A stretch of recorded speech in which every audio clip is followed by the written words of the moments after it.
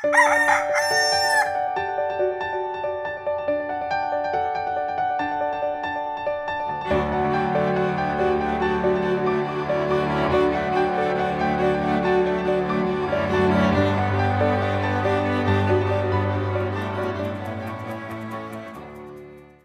buntag mga kapamilya. Father Arnold po mula sa Jesuit Mission District sa Bukidnon.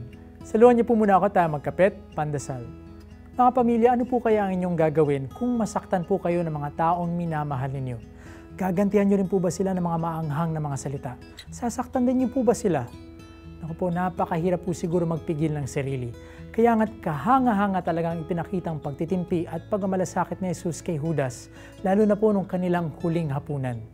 Sa Ebanghelyo para ngayong araw pong ito, mapakikinggan natin kung paanong nagpatuloy pa rin makisalo sa pagkainan si Jesus kay Judas, bagamat alam na niya pong tatraido rin siya nito.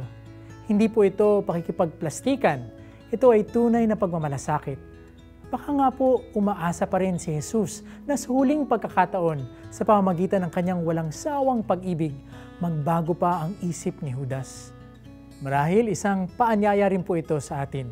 May nakasakit po ba sa ating kalooban? May kinaiinisan po ba tayo? Baka panahon na po para tayo magpatawad. Hayaan natin na unti-unting manumbalik ang pagtingin na may malasakit.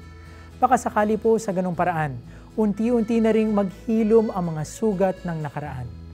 Ako po muli si Father Arnold. Be blessed and be God's blessing to everyone.